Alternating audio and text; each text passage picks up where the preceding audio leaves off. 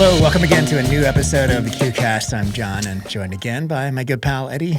What is up, buddy? Back together again, John. Back together. It's been a minute. Well, it's been a little over a week this time. We skipped this week. Or has it been 2 weeks? I don't know. You were in Arizona. What in the world? Yes, I was in Arizona, but we recorded one right before I left, and we released it that week. So, yeah, we'll call it a week and a half. Back on track. 98, man. But you've already replaced me with another co-host. What the hell? We have a new ballistics gel dummy head. This time, complete with bones. It's a weird to touch this because it feels like a real kind of human head, right? There's just something definitely the right shape. The right shape compared to the other one we had, which was a bit mini me. Right. It's a full size human head. Is it? Okay. It's got the, kind of the, what's it called? Like the nose, John. Alkaline, not alkaline, aquiline. The bird nose, right? the Roman nose. Yes, the Roman nose. Yeah, so we're going to need an Asian facsimile. That's true. Yeah, we could do that One thing too. at a time. Yeah.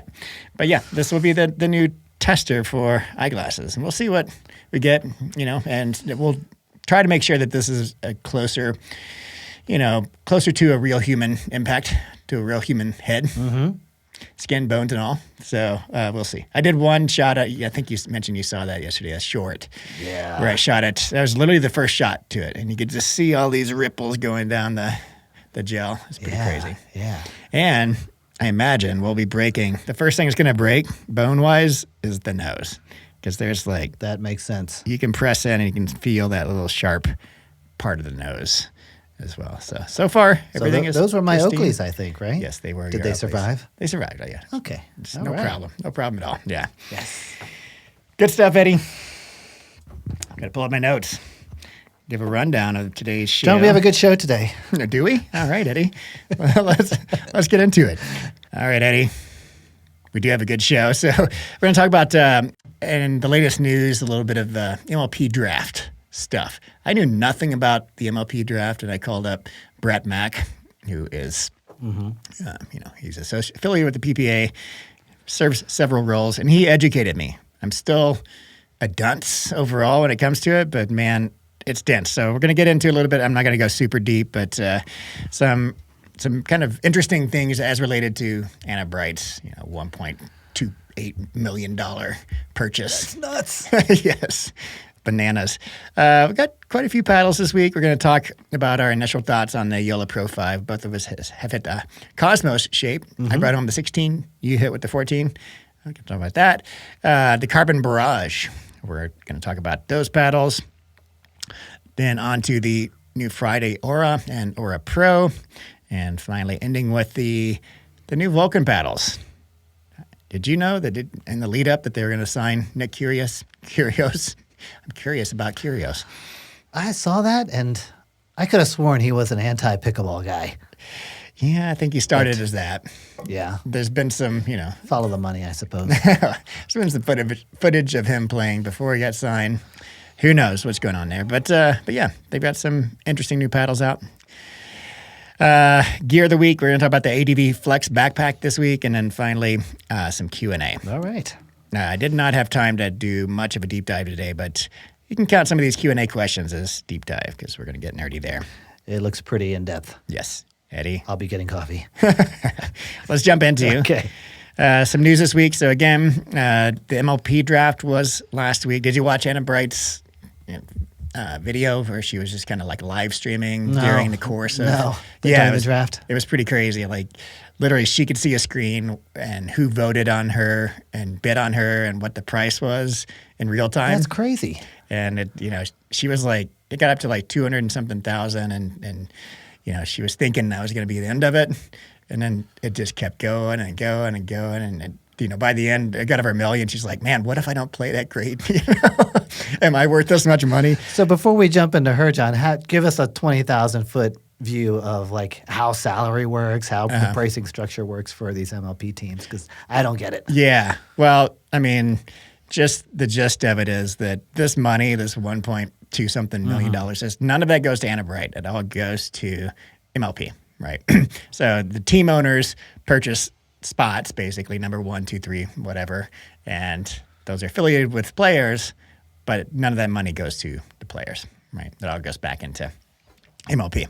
So lots of money in MLP. So yes, Anna Bright went number one pick for $1.23 million. Man, her stock is way up. So way up. And Georgia Johnson was number two at $800,000. Now, when I first looked at all this, I went and looked at what like Anna Lee Waters went for $340,000 and Ben Johns $420,000, and I'm like, wow, how did Anna Bright go for so much more? And then, so again, Brett Mack, I called him up. He goes by several titles, but he is the general manager currently of the Utah Black Diamonds, and his most beloved title right now is the Pickleball Pick'em host. And so he educated me, and it literally took like my mind just could not get wrapped around this. I had to ask him like 100 times about details, and I still don't really know a lot. But what it boils down to is that each MLP team is forced to remove or drop one player per year out of their 4 players. And then each player who is brought onto a team has a 3-year contract with that team. Mm-hmm. So it's kind of this annual cycle of dropping one person, and then as people's 3-year contract is up, they have to drop those people also. They have to drop. You cannot resign. Exactly. Well, yes, you can resign. You can rebid on your dropped people once they go back into the pool. So the short of this is that Anna Bright and Georgia Johnson were in that pool for bid this year, but not Ben Johns, not Anna Lee Waters. You can keep the people on your team if you pay half the price that you bid on them originally for each year until their 3-year term is up. Clear as mud so far.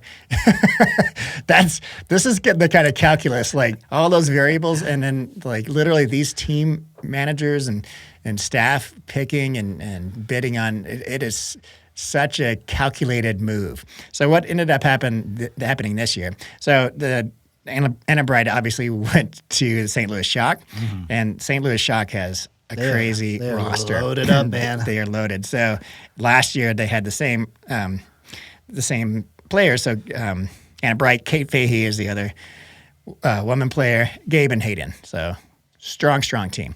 So what they did this year for the St. Louis Shock was purposefully drop Anna Bright, even though her contract wasn't up, because they knew they would outbid everybody else who was going to bid on her. They were willing to go whatever price, right?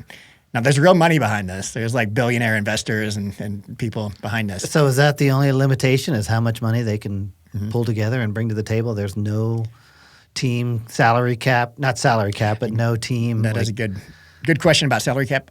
It's not salary, but right. About like the roster cost. Right. I don't know if there's a cap to that.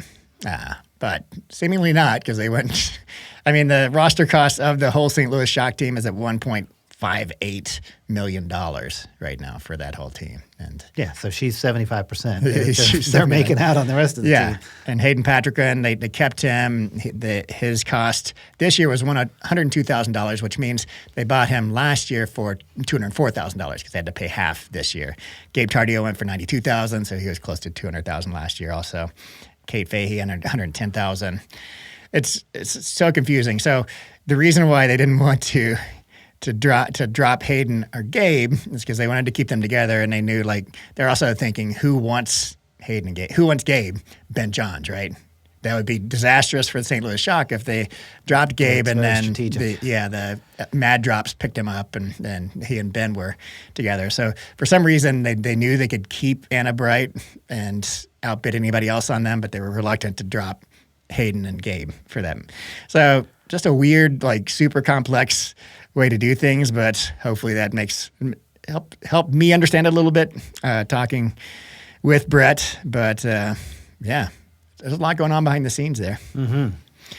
Anyhow, good for the sport that people are willing to invest that much money for individual players, right?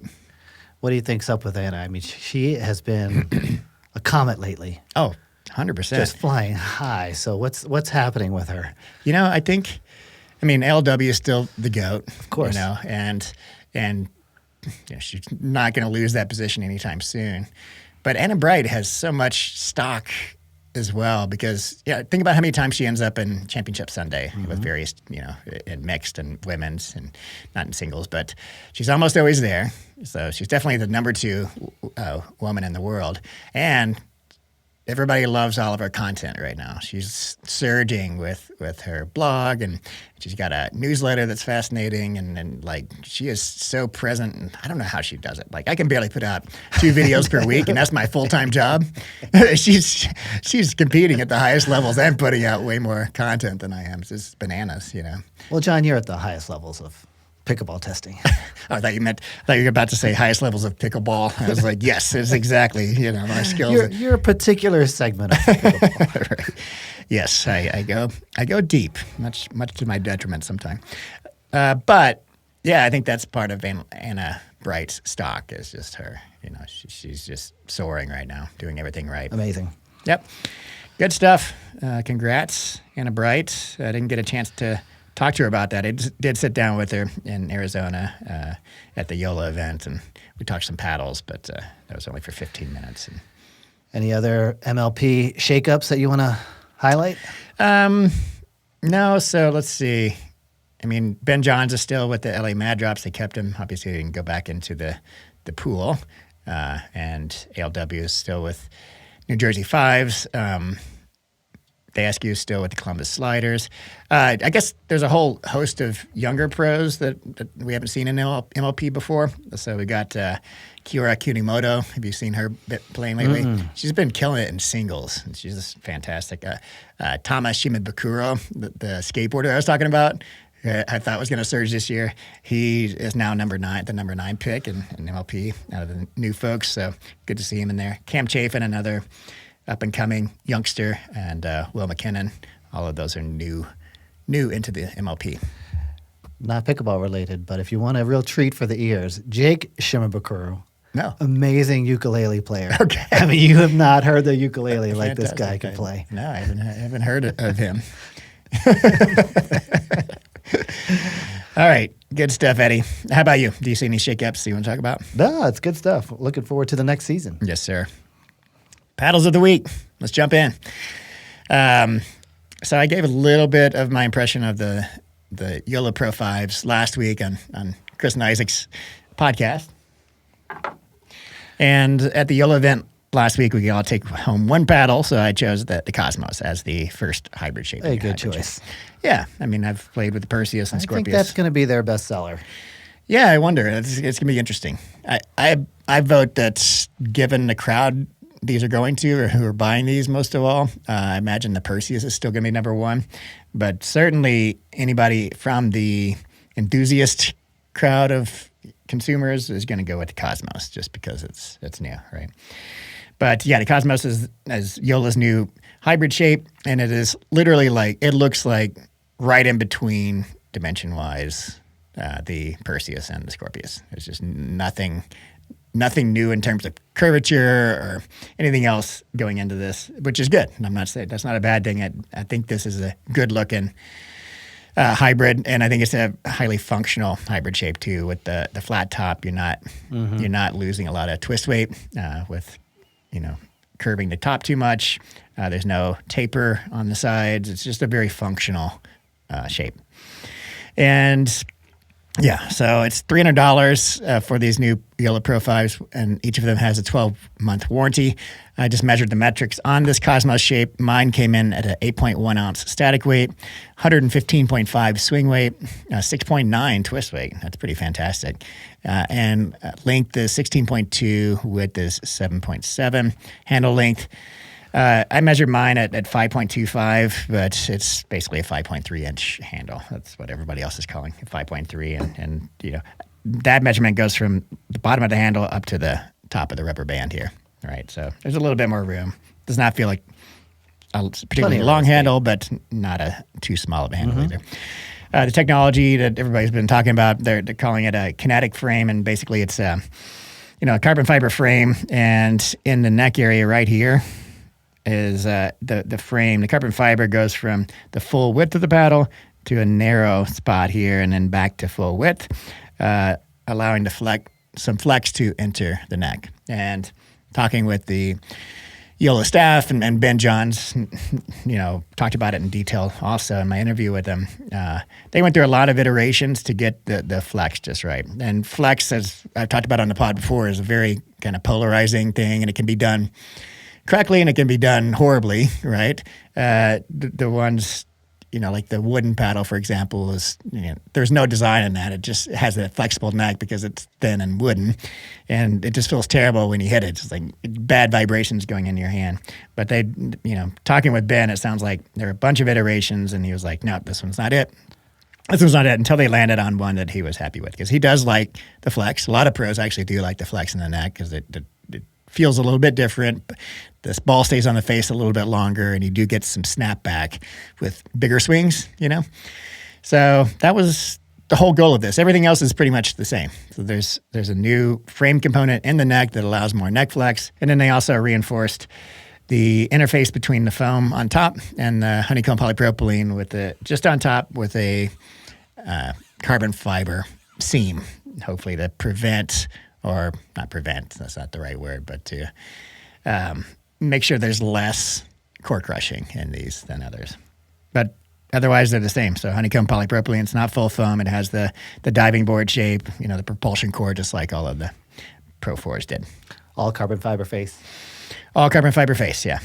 Then, nothing different about the grid. The surface, right? Yeah. So let's talk about kind of performance and feel. I hit with the 16. Give me your impressions of the 14. I actually didn't get to hit with that yet. Yeah, I only had one game with it just today. Okay. So it's my very first introduction to this new paddle. You're right, it does feel a lot like the previous generation. Compared to what I've been hitting with lately, which is full foam. Feels very stiff, very much kind of on the face and off very quickly.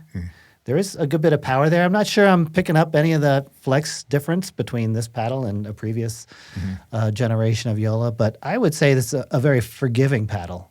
As stiff as it is, I feel like I'm still getting a lot of control because of that forgiveness that I'm getting from this paddle. I believe 6.9 twist weight, because it does feel very forgiving. Okay. A sizable sweet spot. But for me, a very stiff feeling paddle. Okay. What'd you pick up on firepower wise? I would say in the 75% of that tier 3. Oh, so of the if you high isolate power, yeah, put it in the upper end of that? Yeah, mid to upper. Okay. Yeah. Definitely not an elite power paddle. Yeah. I'll jump into the other things, but since you just mentioned firepower, I'm feeling less on this. I mean, similar to a brand new Pro 4, maybe probably a little bit less than the brand new Pro 4 in terms of overall firepower. I'd put it like mid. Compared to all the paddles on the market today, I'd put it like at the boundary of all court and power. Oh, wow. That low for brand the 16. New. Yeah, brand new. I'm sure they break in a bit and get a little juicier, but yeah, I mean, there's to me, there were so many other paddles that I've been hitting with lately that have noticeably more firepower overall than this, both in terms of power and pop. But I haven't hit the 14 yet, and hearing you say it feels stiffer is interesting too, because this feels softer than the Pro 4s to me, the 16. But I did hear similar stories from Chris and Isaac, who played with both the 16 and 14 the night of the event, and I only got the chance to play with the 16s. Apparently the 14s, Isaac didn't like them as well as the 16s. He never does. But I think even Chris mentioned that he feels like this new technology translates better in the 16 than it does in the 14. And the 14 just felt a little bit, not. I don't think he was as impressed with the 14. So, yeah, this one to me, very similar in the same family to the Pro 4s, and I did feel some difference in the flexibility, but it's not a bad flex. It feels good. I'd say it's even better than like a lot of people still love the paddle techs in their Gen 1, and you get neck flex there. I can feel the neck flex in Gen 1. What's the sensation for you, John? For neck flex, it's mostly vibrations and softness. Okay. Yeah, you feel the vibrations. Sometimes they're bad, sometimes they're fine, and then there's a softness to it because it's kind of holding the ball. But you're not necessarily feeling like an energy return. Not yet with this. Okay. I couldn't say that I feel the snapback yet. I do think that there's a noticeable difference in this. I shouldn't say noticeable, a subtle difference in this versus the Pro 4 in heavy serves and drives from the baseline versus softer dinks at the kitchen. I feel like, you do get about as much juice with full swings on this. Maybe it's from the snapback or just flexibility in general. But with dinks, it does feel a little more, it feels different. I'm not going to say more controllable yet, because I don't have enough time with this to know for sure. But it feels softer, less stiff at the kitchen, particularly with dinks and softer stuff. You know what I mean? So, subtle differences. What else was I going to say here about this? Something you mentioned I was going to comment on, but yeah, I mean, it feels good. It's a good feeling paddle. This is forgiving. I wouldn't call it the biggest sweet spot on the market, but it's up there. You're not going to be disappointed with the sweet spot on these. And I think a lot of people are going to like it. Do I think it's worth $300? Personally, compared to other paddles, no. But I totally get where JOOLA is coming from on this. They're the best-selling paddles out there. And they're, first of all, why would they diverge greatly from that? And secondly, that would be dumb for them to make a paddle that's totally different for the 5, because they're catering to their pros, particularly Ben Johns. And this is Ben Johns, not this shape, but the Perseus Pro 5 is right. Ben Johns' paddle. And you had all the input here. And, and amateurs clearly love them. You still see them almost everywhere. Why would they change that much? I would love to see a full foam paddle from JOOLA. Maybe it'll eventually happen. And do I trust that these are more durable? We'll see. I don't know how much that carbon fiber strip at the top of the paddle is going to, prevent or delay core crushing. But in general, just Gen 3 honeycomb paddles are just less durable than our full foam paddles, John, we've been seeing just this huge movement from Gen 3 to Gen 4 in the last 6 months. Do you think that the launch of this paddle is going to cause the marketplace to shift back to Gen 3 in any significant manner? I think it'll certainly prolong the life of honeycomb in Gen 3 because we're still going to see a metric ton of these on the courts, right? Most of the generalist population who are willing to spend a lot of money for a brand name paddle will be buying JOOLAs and Selkirks, right? And carbons too, right? But mostly we're going to see JOOLAs, and there's nothing wrong with these paddles. They play great, and there's some, in terms of overall size of the sweet spot, it's up there. I would give the edge to most of the modern full foam floating cores in terms of overall size of the sweet spot, but 99% of people aren't going to be able to pick up on that subtle difference in size of sweet spot. And there's some perks too to Gen 3 honeycomb polypropylene. Like playing with this, it reminded me of why I do like Gen 3s, It actually took me back to the Franklin C45 that I played with for so long. Yeah. Very similar feel. Yeah. There's something to them that full foam paddles don't have yet, and I think it's something to do with the pop. It's just a little more controllable on the softer hits, and less springy, and I'm sure there are full foam paddles out there that are closer than the others, but still, like, that's a familiar feel, and there's some perks to this, So on the firepower scale, would you put kind of a balance of power versus pop, or more power than pop? It's pretty balanced, and if I had to give an edge to one over the other, it'd be on the power side. Yeah. It does feel pretty. For the 14 as well. Yeah, okay, interesting. It does feel softer and, nice on dinks and soft stuff at the kitchen. Yeah, I can see the appeal of these, and they're probably going to be popular. Not from our listeners. Our listeners some of them will buy this, clearly. I think so. And there's a field profile and the performance profile that's going to match some of the enthusiast crowd. But I think a vast majority of the purchasers of this paddle aren't watching this pod or any of the other podcasts that deal with paddle technology. Yeah. They're going to sell a million of these. Yeah, 100%. They're good paddles. Regardless of what we say. Yeah, for sure. All righty. Let's jump into the next paddle, the CRBN Barrage. The Barrage. You got them behind you. 2 shapes that I got. Yeah. All right, so this is the new TruFoam iteration in the TruFoam line from CRBN. It launches on 3/17, but the pre-orders are open right now for Carbon Club members. I don't know what it takes to be in the Carbon Club, probably just an email. But they're the same price as all the other TruFoams, which is $280 before code. You get 10% off that with anybody's code.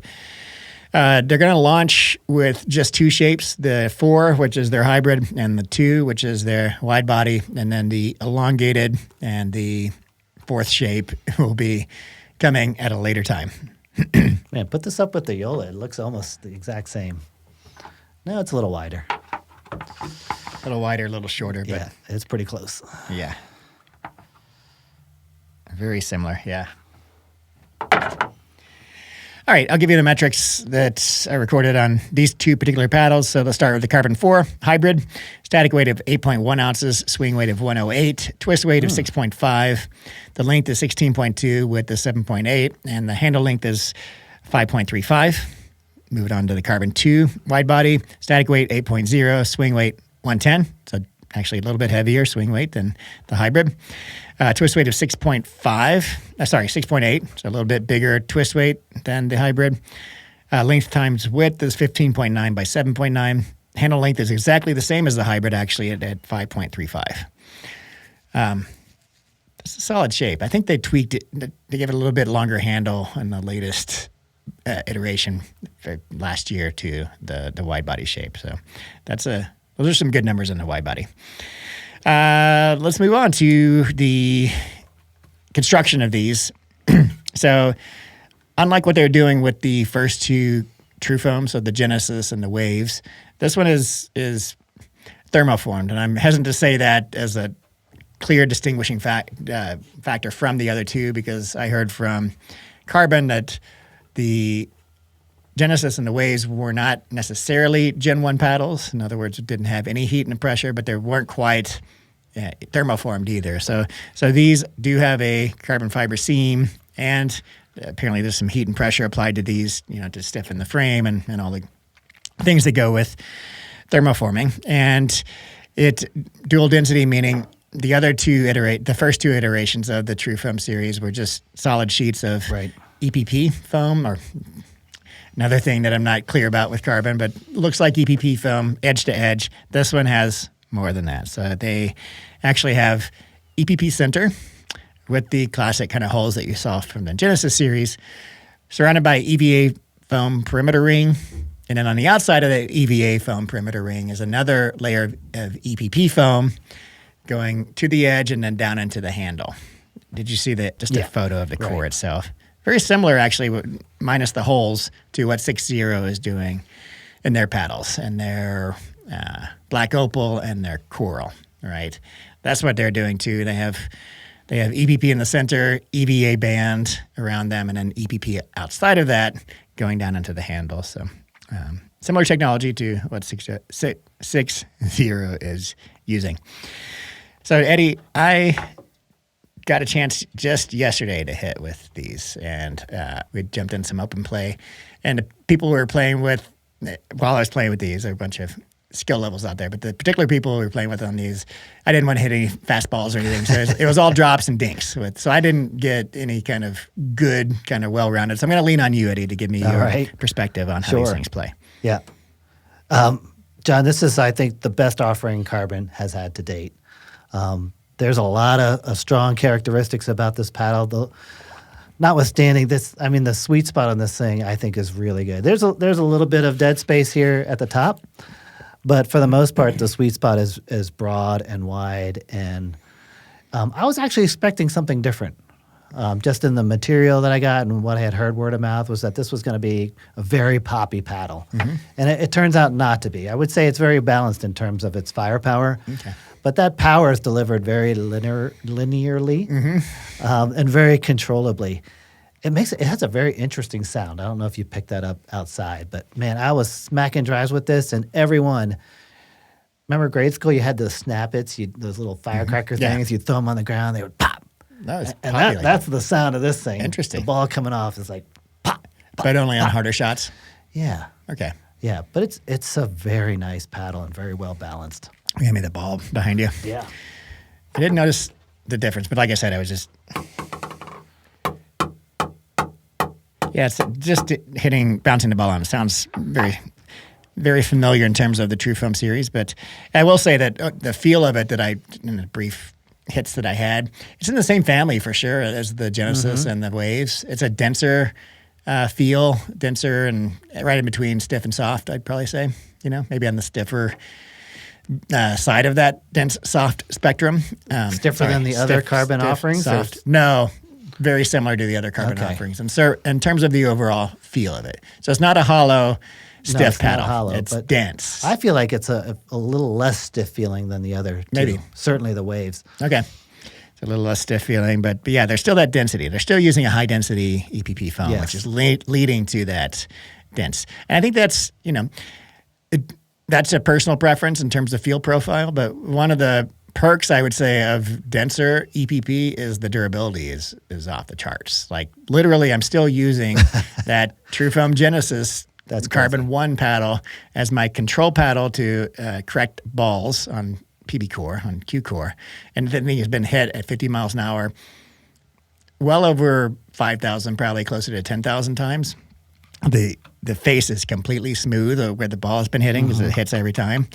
But that thing has the exact same PB core, Kew core, the paddle does as the day we used it. We keep checking. We're like, I can't believe this isn't getting soft yet. It doesn't have a soft spot. It's not losing or gaining. It's incredibly durable. So in terms of durability, I trust that Carbon are some of the most durable paddles on the market. Now, I would like to see some some grit durability on this too. Yep.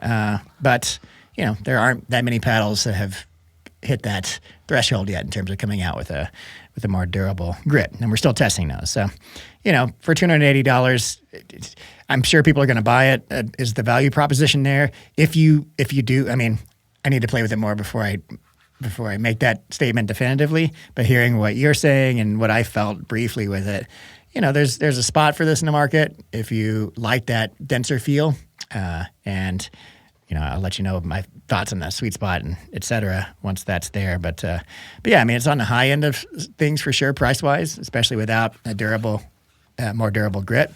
But all the other things I trust in this are going to be more durable than most other paddles. I would think so. Yes. Yeah. It's kind of a polarizing paddle. I had it in a small group today, and the other folks in the group did not care for this at all. Okay. They thought it was harsh. Interesting. And almost too stiff feeling. Again, coming from some preconceived notions that I had heard about the paddle, it's totally different than what I thought it was, and I was trying to not listen to their thoughts too much. Right. But I came away very positively about this paddle, especially on the snappy drives. I would say snappy is a good word for this. Okay. On those full swings. Yeah, I do like the stiffer frame on this. I felt that right away compared to the flexi frames on the first two paddles in this series. It is both of these are 14 again, and I do feel like I can feel that 14 versus a 16. That feels like a thinner paddle. Is this available in a 16? No, they do not make them in 16. So maybe that's some of the harshness your friends were picking up on that they didn't like. I don't think that. One of Carbon's things has been, we can make a 14 feel like a 16, and I don't think they've necessarily nailed that just yet, But I get why they're going with 14, because if they're going to go with a high-density EPP, even with cutting holes in it to reduce the weight. This would be pretty heavy as a 16. Yes, it would be too heavy as a 16, right? So you're losing some of the forgiveness, I'd say, for a 16 millimeter, but you're gaining durability with the higher density stuff in there. As it is, your swing weight numbers seem like they're good. Low. Yeah, but they're excellent. Yeah, they're excellent on these two shapes in particular. 110 for this one? I think you said? Yes, it was 110 for that one and 108 for the hybrid. And the twist weights are good too. They're mid to upper sixes. So, and that's just stock, so you can add weight to those, and I'll be interested to hit with these more. I think if you liked the first two foam offerings from Carbon, you're going to appreciate this even more. You think it's an upgrade to? Oh, I do. Okay. Yeah. It just in terms of the feel profile. Okay. Good stuff, Eddie. Let's move on. Friday has launched their new Aura paddle series. And It's Friday's paddle of the week. That's right. It's just throwing me off, Eddie. We're recording on a Sunday today, and I'm like, is it Monday? Is it? I don't know what day it is. But we're going to talk about these two. So the Aura and the Aura Pro. Just some details on these. The official launch date is this Friday, March 6th. And you can, I don't know if they're, okay, yeah. That's when you're able to buy them. And the ship dates on that will be, they will have stock on the elongated Aura. That'll ship on March 6th if you order it that day. For the hybrid Aura, the wide body Aura, the elongated Aura Pro, and all of those will be shipping on March 18th. I should have reached out to them. That was contingent on USAP approval. I'm not sure if it has happened yet. So just an FYI about that. But I will clarify in the description if Matt or anybody else from Friday gives me clarification that it was already approved. And that's not the full USAP approval. It's a similarity testing. And that's, so it's already passed, but they're doing a similarity test to make sure that it is, they can put the stamp on it. So there's a higher likelihood of that happening than just sticking the paddle in for approval. All right, and the wide body and hybrid Aura Pro will be shipping in early April. You won't be able to purchase those yet because they don't want to push out the ship date so far from the purchase date. Anyway, there's the ship dates.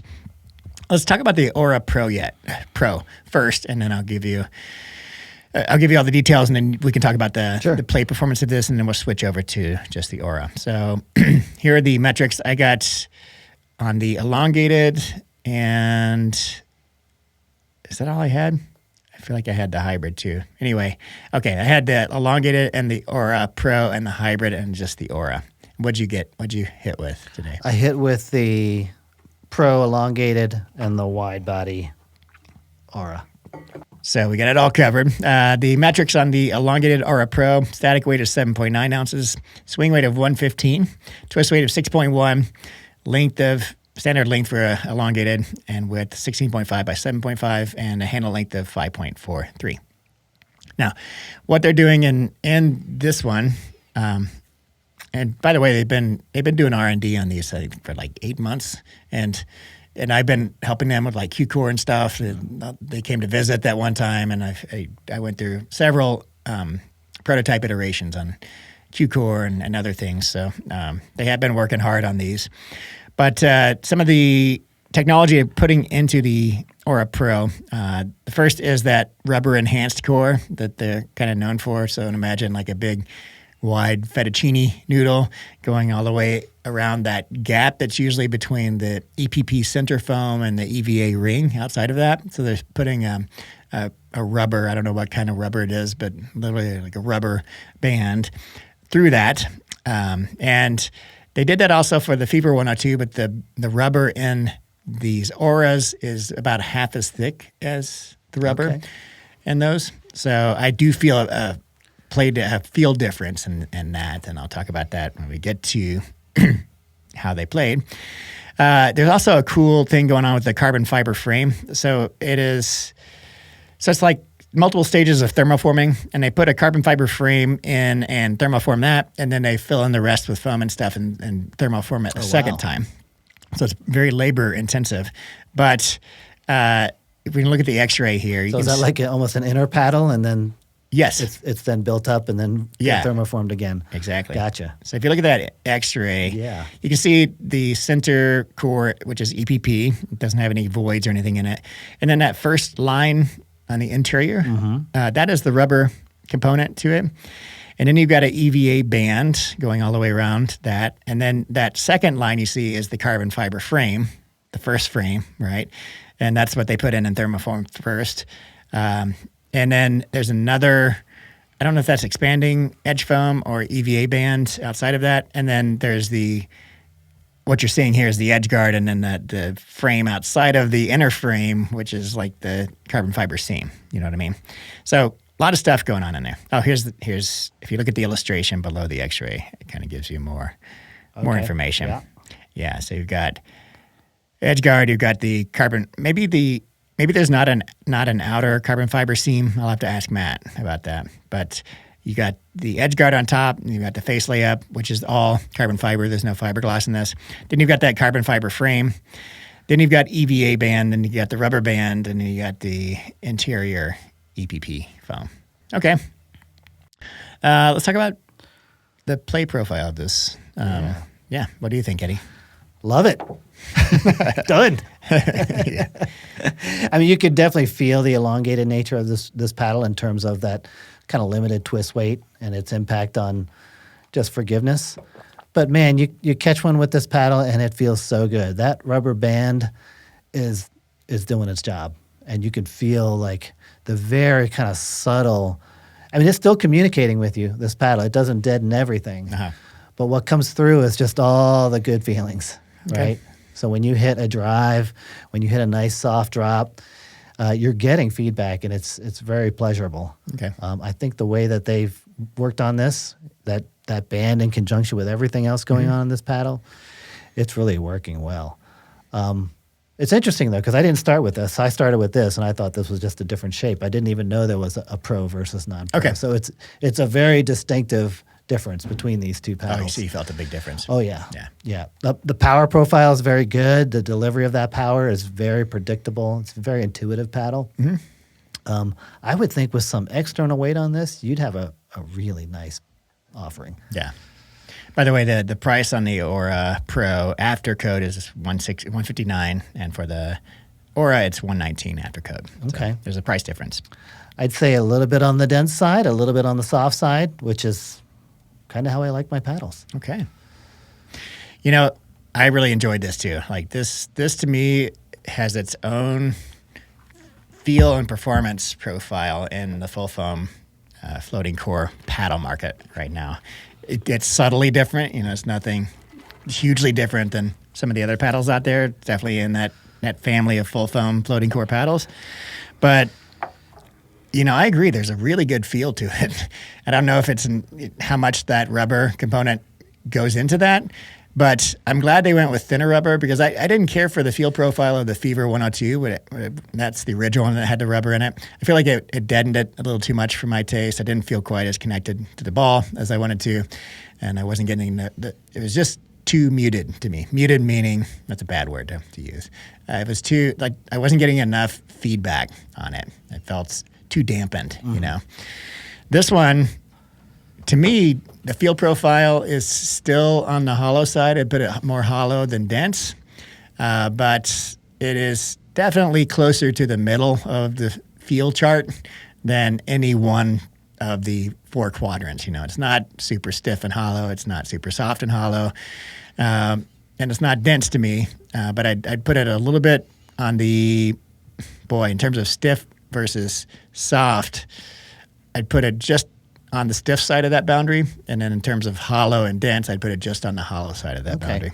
So we're on opposite sides, but I'm just a notch on my side, and you're a notch on yours. Yeah, and the sound on this is great too. It doesn't have that dead sound. It's very lively, you know, thonk. It's not super deep thonk, but it's got a nice tone to it when you hit the ball. Here, where is that? Yeah, give you a sample here. Got some bass to it. Got a little bit of bass and, you know, a little bit of hollowness. It sounds great. And yeah, just the feel is spot on. I don't think anybody could complain about the feel, you know, of this paddle when they hit it. And clearly it's a preferential thing, but it's so close to the middle. Just, you know, I still am not sure exactly what your buttery is, but that's how I explain this one. Pretty close to buttery. There's a buttery feel when you hit it, and a good sweet spot on this. You know, I think I did add some perimeter weighting that I took off on my elongated, but yeah, I'm impressed with this. You know, and it doesn't have it's just classic peel ply. It doesn't have the durable grip, but we can't. That is a consumer choice, right? And consumers are either going to go for durable grit or nothing, or they're going to be more open to everything. So just for your information, it has classic peel ply. But yeah, I think they knocked it out of the park with this. Good to see them, you know, actually doing some R&D and it working out in their favor. And did you say there was a hybrid shape of this? Yes, both of these will be available. I think all of these are available in hybrid, elongated, and wide body. I would love to play with this paddle and something a little shorter, a little wider. Okay. I Yeah. think that would just be perfect. Yeah. All right. Let's move on to the Aura.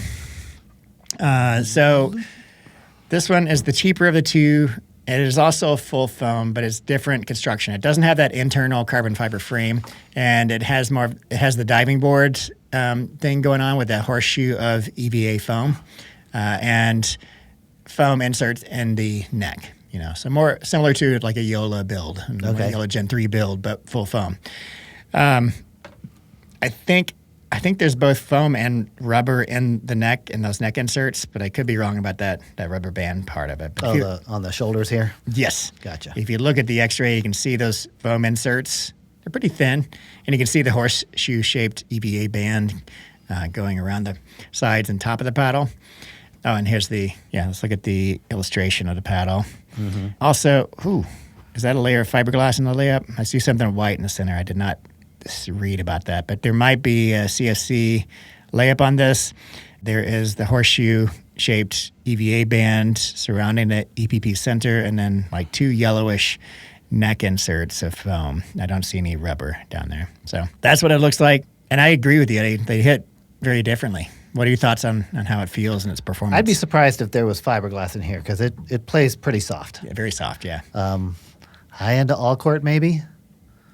That zone 2 of power, yeah. right? So not crazy power. I mean, you're not lacking really if you know what you're doing, but it's definitely not going to put spice on drives like this Aura Pro is. I was thinking that it was the exact same paddle, just different shape, but as soon as I hit it, I knew I was incorrect on that. Yeah. Honestly, you could close your eyes and hit this and know it's a Friday paddle. It just plays a lot like a lot of their previous offerings, including the 102. Fever. Yeah. Okay. But definitely on the softer side. And if you like that sort of controlled, sort of plush feeling, you would probably prefer this over the Pro. But if you want more of a player's paddle, I would say the Pro is where you're at. For sure. Can I see that? We forgot to mention also the firepower of the Aura Pros. I would put that as in the high power category, somewhere low to middle end of that. Yeah. Mm-hmm. And the feel profile of these Auras, to me, like you said, softer, noticeably softer than the Aura Pro, and denser. I'd put it in the dense, soft quadrant of the feel wheel. But it's a good feel, and it's a little less powerful. If that suits your game better, if you like more of an all-court style paddle, I haven't hit with this enough to say whether or not I'd put it in all-court or power, but somewhere close to both of those, in the middle of both of those. But it's very forgiving. It feels good to hit. I would prefer the Aura Pro for sure over this one, but this has a good place in the market too. And for a budget paddle, even though it's not quite $100, it's just a little bit over that. Really solid offering from them with this. What do you think of the blue color? Blue? I can see blue, Eddie. This ain't it. Are these green? Green, yes. Green gradient. Is it green on green? I wouldn't say there's any gradient. I think it's just solid green. Okay. Well, there's a little, actually, it gets a little darker towards the bottom here. What do you know? Towards the shoulder. I picked Great up job. on some color before you did. Well, maybe I'm the problem. All right. Yeah. Good stuff from Friday. I'm looking forward to playing with these more. I do like this. I'm going to put some more time in with this one. And then giving some updated thoughts, maybe a full review on this as well. Maybe it'll be in our leaderboard soon. Yes, sir. What's next, John? And there is a blue version of this. That's the one I was hitting. Yeah. Purple. That was a purple. I should have quit while I was ahead. Yeah, I like that. All right.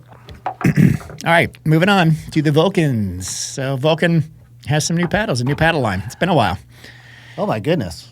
Name the last Vulcan paddle you played with. I mean, Tyler Leung had his paddle. I could never remember what the name of it was, but and Jay DeVilliers. I was going to say, yeah. Yeah, but man, I can't remember. What was the name of those? Who knows? It has been a hot minute. But they've signed Nick Kyrgios and come out with some full foam paddles. Now they have 3 shapes with this. Each of them the price is $250. Pre-sales open right now, and they will ship out on the 18th of March. 6-month warranty on all 3 of these. I would like to see a full year warranty. I feel like with full foam, that's a kind of a standard right now. And they come in 3 shapes. So we've got the elongated, which is the Nick Kyrgios signature. We've got what's called the dark matter. I like that name for a paddle. I like that. Hybrid, which is a hybrid shape. And then we've got the white noise, which is the wide body. All of these have kind of the reflective, semi-reflective edge guards, similar to. Dang, these edge guards look so good. They do. Yeah. Oh my God, I love it. Yeah, you got to put that automotive tape over these to protect them, I'm sure. But yeah, similar to the Franklin C45s, And I got some stats here on some metrics on these 3 particular paddles. So on the elongated Kyrgios paddle, static weight 8.2, swing weight 118, twist weight right at 6.0. It is the length times width is 16.4 by 7.4, and the handle length is 5.6 inches. So pretty standard elongated shape and stats.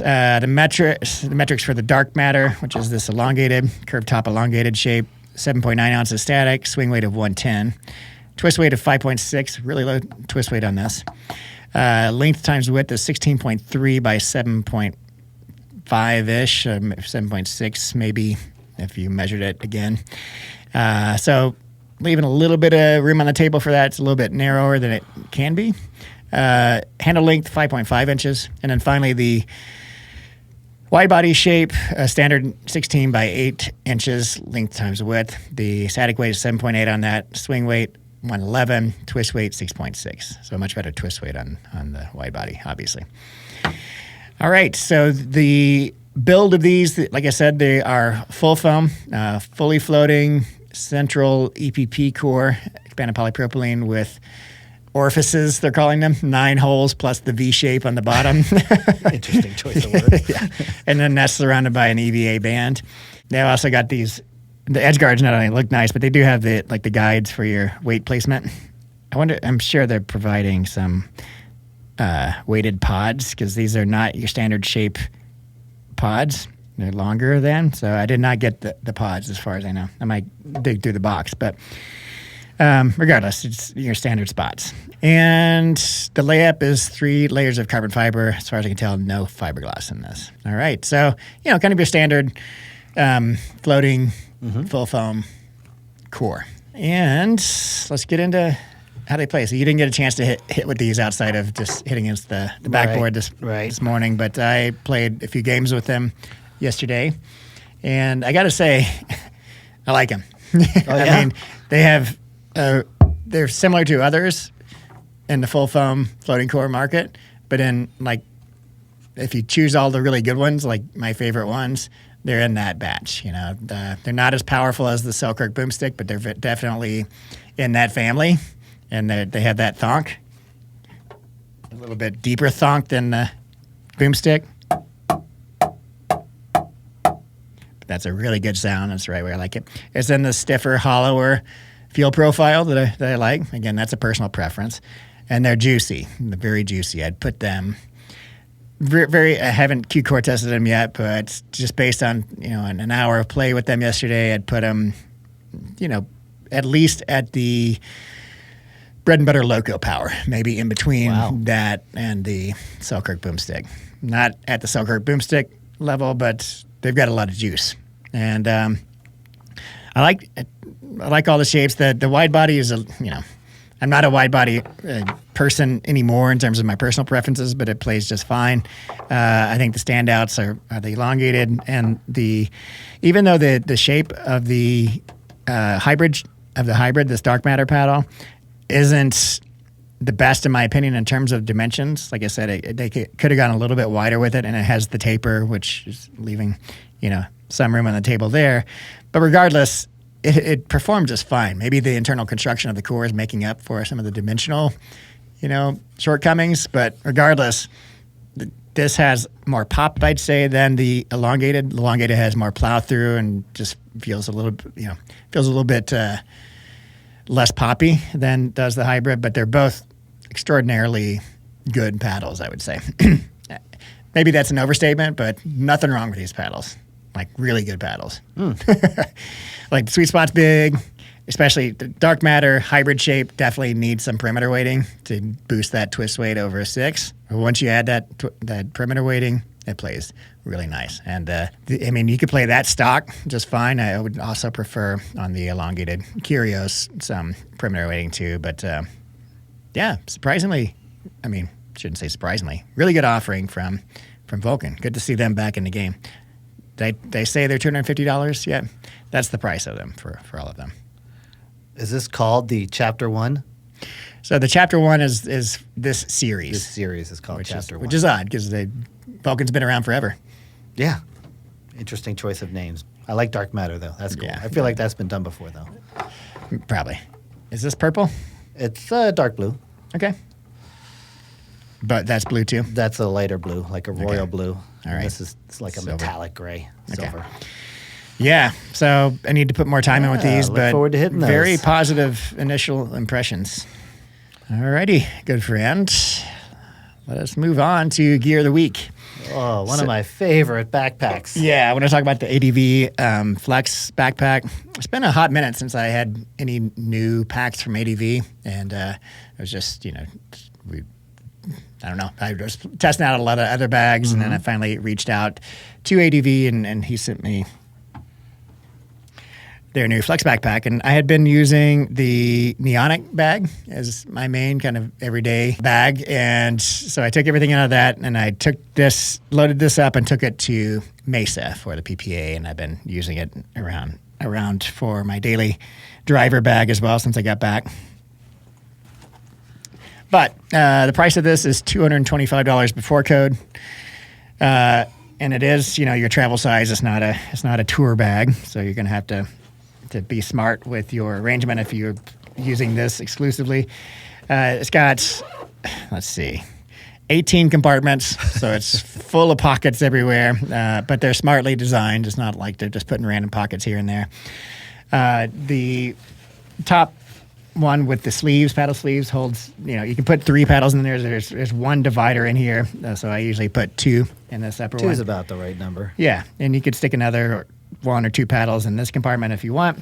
There is a dedicated laptop sleeve on the side here to separate it from the paddles, which I think is very important. Even if you separate it with the sleeve, sometimes your paddle face can kind of scratch a part of the laptop if you're sticking it in there. The main compartment, I love how it opens up here. Super easy to open wide. They've got all bright colors. They have different colorways on these, but all of them have very bright interiors so you can see everything. And they got these stretchy side pockets. I've got a DJI camera in this, and I stick my safety glasses on this side. I've got, all my scissors and perimeter weight in this pocket. This pocket is actually empty right now. Sometimes they put a battery in it. They've got a dedicated toiletries pocket down here with like a plastic see-through thing. So if I put my sunscreen in here in case it leaks, it's not going to leak all over everything else. One of the things I love, before I get there, this upper pocket, which is super quick to jump into, it's got nested pockets in here. You got a key hook here. I usually stick my wallet in here, but if you do want a more private place to put your wallet on the opposite side from the laptop sleeve, you got a little hidden pocket here. You can put passports and wallets in. You got little webbing here for strapping things on. You've got the roller suitcase slider thing here in the back. You've got a hook that slips down into a chamber here. All the zippers are YKK, so top quality zippers. The padding on the shoulder straps feels good. These straps everywhere, they're like super, super thick and high quality. Like I'm never gonna suspect that this top strap might break, no matter how much weight and bricks I would stick in this. Seatbelt handle, exactly. Everything is super, super high quality on these. The side pockets are stretchy, so you can stick balls in one side and water bottles in the other, or bottles on both sides. And they stretch out far enough to stick the 1.25 liter larger bottles with like the 4.5-inch diameter, in here. So not the smallest water bottles, but those big kind of Nalgene style bottles you can fit in here just fine. I mean, and it's got the hard bottom, so it stands up on its own. It comes in its own box. It's not collapsed, during shipping. Just high quality all around. Now, the two things that I love most about this are the outer magnetic pocket. Let's zip this up. So there's like a pocket here that snaps together with magnets, and that's where I keep my main paddle most of the time because, you can go to the courts. I did not even know that pocket. Really? You can go to the courts and slide it out, and those magnets are so powerful that they're actually holding Through the paddle? Through the paddle. Nice. Yes. And then I love this stretchable outer That's the best. webbing because that's perfect for your shoes if you're carrying like a coat or anything that you like, especially for like a airplane carry-on.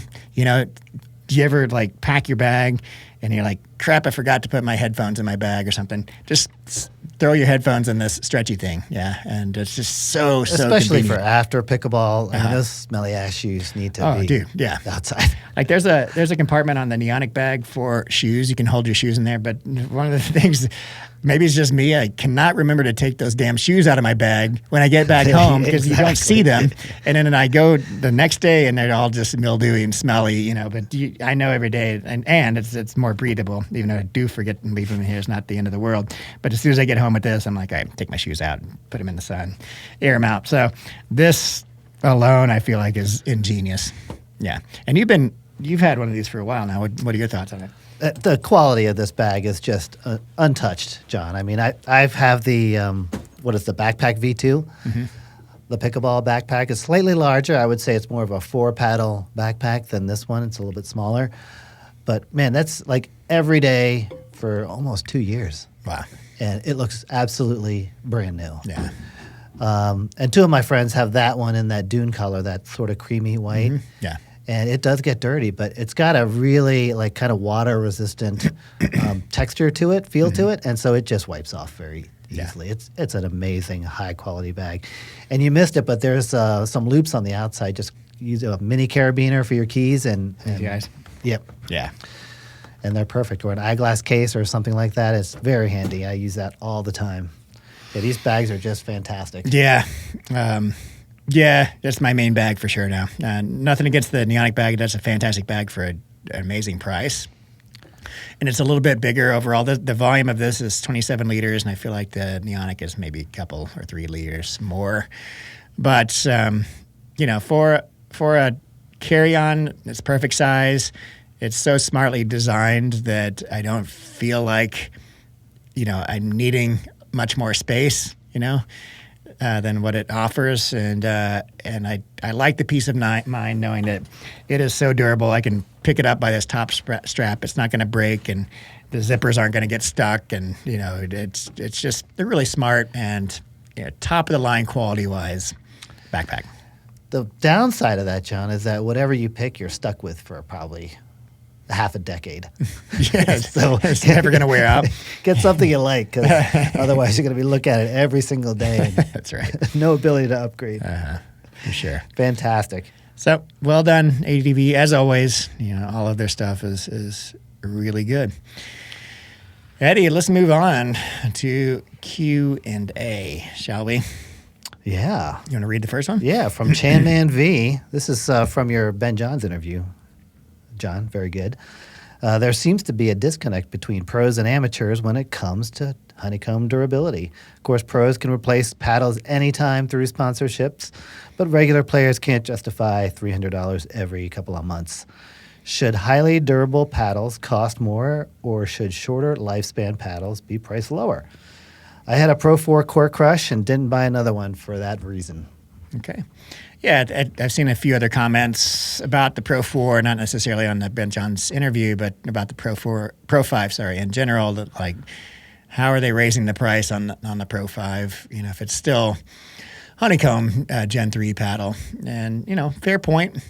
They JOOLA did purposefully put some carbon fiber reinforcement in the top of the paddle to make it more durable. We'll see if it did work as we move on. But I do suspect that it is a Gen 3 paddle, and it will have some issues with core crushing, and we just don't know that percentage yet. I imagine it will definitely be less durable than a full foam Gen 4 paddle. But fair point. I think the enthusiast crowd knows this already, and they probably will not buy a $300 paddle that is more likely to break unless they love that play profile, performance, and feel profile more than anything else, and they're willing to spend that and warranty it. And JOOLA so far hasn't had the best reputation in customer service, so it does take a while to warranty it, and sometimes it can be a pain. Maybe they're fixing that. We'll see.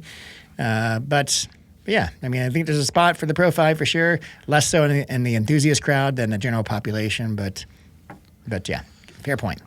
All right. Next question from Chris Smith. As an interested onlooker from the UK, I just wanted to say how generally impressive I find the pickleball community to be. I don't know if that's in the UK or just generally. No, he's reading the comments in the Ben Johns interview. Okay, gotcha. Pretty much all the comments on these videos are considerate, positive, and human-centered. People generally want to enjoy their pickleball and see others enjoy their pickleball too. Obviously, the space-age features arising as we approach diminishing marginal returns won't matter to 99.9% of us. But we're all suckers for investing in our passions, aren't we? And long may it continue. Yeah.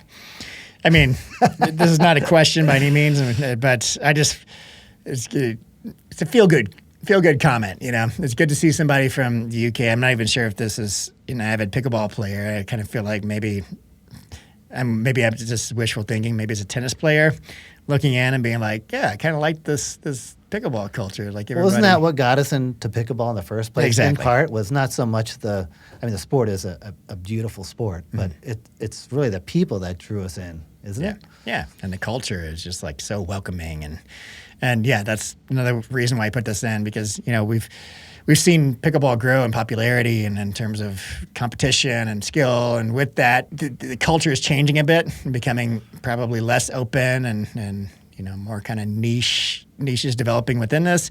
But regardless, that original culture is still there, and it's good to see somebody from another country recognizing it. And I'll say specifically to the podcasters, the community that you guys have, it would be so easy for you all to just be like, you know what? I know everything. These other guys don't know what the hell they're talking about. Yeah. Or, I've got the leg up, and, don't bother with Pickleball Studio or Braden. They're has-beens. But you guys don't do that. You actually collaborate and quite well together, actually. Yeah. And I think you all push each other to be better. In fact, you're sometimes better together than you are separately, which is, what a testimony that is to the community that you all have. Yeah, no, that's a great observation, Eddie, and it's something I love so much about my job that I don't take for granted for a minute, is that the people I work with who would be competitors in any other field are friends and collaborators, and it's such a healthy space and we're all striving to keep it that way, very much. We're all very conscious of this. Honestly, I think if you all were working independently, or maybe the other folks didn't exist at all, you would not be where you are today, and neither would they. Yeah, I think you push each other to be better at what you do. Yeah. That's my point of view anyway. What do I know? All right, here's one from the 1960 musician. You like the 60s, John? Yes, who doesn't like the 60s, right? My passion for 60s music came from, I used to work at a place called People's Drugstore. It's what CVS was before it was CVS. Okay. And it was 60s music, and they're pumping through all the time. And so that was kind of became my thing. I like it, yeah. People's Drugstore.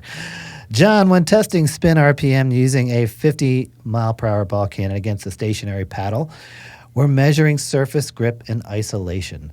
But in live play, spin is generated from the relative velocity between the incoming ball and a moving paddle during a drive. Wouldn't incorporating paddle head speed into the testing better represent real match spin production, since compression and friction increase with greater relative velocity? Yeah, all good points. And So he's referring to my new spin testing using the ball cannon instead of just my arm with serves, And the whole reason for doing that, switching to the ball cannon, was for more controlled results, with the goal of being like less margin of error with using the cannon versus my arm. But very valid points, and it's something that, actually we talked about when I was talking with Chris and Isaac too. Like, it's different hitting a ball with the swinging paddle, even if the ball's stationary or if it's coming at the paddle with some speed also, that it is hitting a stationary paddle that swings out with a cannon. You can imagine, even if you're serving, you're swinging your paddle, the paddle's going to catch the ball for maybe 1 millisecond longer, but slightly longer than it is if the ball is hitting a stationary paddle and it bounces off. Maybe. A lot of counterintuitive things about this whole science behind pickleball that I've come to learn as I study it more and investigate it more. However, that's a very valid hypothesis, at least, to talk about. So, he's saying that wouldn't it be better to do a more real life thing? And I think what he's saying is, can you do this with a cannon? Otherwise, I would just go back to serving with my own arm, and that replicates, actual play better. But the goal with the cannon, again, is to introduce some more controls. So it would be really, really hard we're going back to the robot arm thing, Same with PB Core, Kew Core. Maybe we'd get more reliable or more realistic results with the robot arm swinging at a ball, But man, when you introduce that variable, it's just there's so many more things to control, and it's just so much harder. Like, first of all, I can't afford a robot arm in my basement, But even at the agencies, you said that about the cannon last year, John. Next year it's going to be robot arms everywhere. Exactly. But so it's just very, very hard to control. And the hope is that, given that this is more controlled, we're able to get better information out of this, better data out of this than I can with my arm. So that's an upgrade in itself, but I'm always striving to improve this. And if at some point we can figure out a way to time it just right, or put the ball on a tee or something where it's stationary and then the paddle swings instead, maybe that provides better results both in terms of Kew Core and spin. Would love that, but we'll see. Cannon plus robot arm. Cannon plus robot arm. Oh, man. It's coming. Yeah. The robot arm can swing the paddle at 500 miles an hour head speed. Yeah. As you're in the basement, it can fold laundry while, you have some downtime. It can serve us some lunch some snacks. All right, a couple more, John, and this one from DroidX1337. So it's almost like we want a combination of quick pocketing and grit. Dwell time slows the ball down, but being able to pocket the ball with a small amount of dwell time will produce more spin. So basically, the ability to pocket deep but rebound quickly will repel the ball faster with a ton of spin. Longer dwell time just creates longer contact that allows the ball to pocket for too long. So we want deep pocketing with a fast rebound.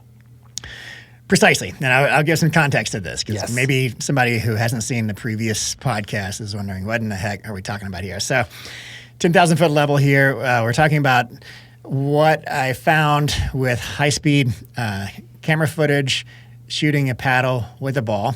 And it was counterintuitive in terms of what we think of as dwell time. Now, I'll try to summarize this as quickly as possible, but in a way that everybody can understand it as well, because I feel like I haven't really captured the essence of this yet in a bite-sized piece, and I'm just dying to get there. So dwell time, as we traditionally think about it, is like, the ball sits on the face longer, and it's a catch and release, and it's more powerful, and you can feel that in the paddle. What dwell time, when you think about it in the strictest sense possible, is the amount of time that the ball is in contact with the paddle. And what we found with the high-speed camera and the cannon is that the more dwell time you have on a paddle, the longer the ball stays on the face, the less firepower you have. And this is a smaller sample, but it's a very clear relationship. So the most powerful paddles, even those that we think of as very dwelly, let's think of the Luzz Inferno. Everybody feels that pocketing of the ball and thinks that's a very high dwell time paddle. It is a very low dwell time paddle. It catches the ball and releases it very quickly because it has a high firepower paddle. This wooden paddle, most people would think that's a very not dwelly paddle, that has the highest dwell time because there's a low power paddle. So basically, when a paddle has low firepower, it allows the ball to sit on the face longer because it's not returning a lot of energy. The paddles that return a lot of energy to the ball bounce that ball off the face almost immediately. And what this viewer is mentioning is that, yes, what we want is the pocketing. That's beneficial. But the pocketing happens very quickly on a high power paddle, and it happens very slowly on a low power paddle. So he's bringing this into spin because spin can also both increase or decrease dwell time. So dwell time as related to when we're doing top spin or slice on a ball. So top spin, both of those actually, we're hitting the ball at an angle. We're either closed face for a top spin or open face for a slice, but you're not hitting like we are for PB core or Q core. It's not a perpendicular angle of the ball hitting the paddle. The paddle is at an angle. So when you're hitting top spin, it's going to slide a bit on the face. And the best spinning paddles, similar to like the highest power paddles, launch that ball off very quickly because the face is grippier and it spins the ball better. And the lowest spinning paddles, the ball is going to slide across the face of the paddle. And it's going to dwell there longer. So you don't want a lot of dwell time when it comes to generating high spin. Okay, so again, this is like, I haven't figured it out, Eddie. You're not there yet, John. how to capture this. It's a simple concept. I can hear it in my mind, but I can't communicate it. You've heard of an elevator speech, right? Yes. We're on like the 200th floor now. For sure. I'm just going to stick all this in. I'm going to get the transcript, stick it in the chat GPT, and ask, hey, condense this into 2 sentences. You're getting close. I'm getting closer. So regardless, dwell time isn't what you think it is. It's definitely not beneficial for spin. You want the ball to stay on the face of the paddle the least time for the best spin. And it's the opposite of what you think it is for power as well. I have not yet wrapped my mind around that counterintuitive vision. Okay. I'm getting there. I'll work on it some more. We'll come back next week and talk about it for another 20 minutes. Okay, great. All right, last question here, John, from Tim Z USA or Tim Zusa, not sure. Love watching the videos, but as always, these lists mostly highlight the newest paddles. I doubt all these paddles are better than the Luzz Inferno or BnB Loco. So he's talking about our leaderboard here. Yes. And 100%. Yeah, the leaderboard is recency bias, except for our main paddle. And it depends on how quickly you switch your number one paddle, right? But we're very open and transparent about that. Like this, would you say? This leaderboard concept is not what are the top 5 paddles in existence. It's what are our top 5 preferences that you and I are hitting right now. What are the 5 paddles in our bag? And that's gonna lead to recency bias. So take that for what it's worth. This is not like you need to go out and buy these because they're better than any other paddle on the market. No, it's just like I'm a paddle tester, I'm a paddle reviewer. So of course, the things in my bag and the things that I like right now are going to be out of the selection I'm currently playing with and the ones that were just released. Short of I tend to be a loyalist when it comes to my main, and I keep a main for 3 or more months.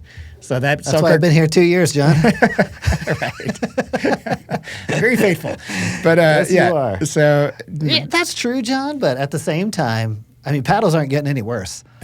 Yeah, there's an upward trend in paddles, but they are getting so good, and while the changes are iterative at this point, not revolutionary, I would say, right, those iterations are still beneficial to either forgiveness or feel. I don't think we're pushing the power boundary at this point. Yeah. But the feel profile is certainly, in my opinion, getting better. And so, yeah, there is going to be some recency bias, but I think some of that bias is earned just by the fact that we're just seeing better technology all the time. Yeah. But totally fair point, and we've been transparent about this. It's just maybe we should repeat it every time. Like, hey, this is not us saying you should go buy these paddles. No, it's what's in our bag. Objectively it's better, right? What we're pulling out on a daily basis these days. I mean, honestly, take the Luzz Inferno. Let's say the Luzz Inferno was released today, and there were no other paddles like it. All the follow-ups from the Inferno, like the new MPP Turbo, all those. Yeah, that would be on our leaderboard 100%.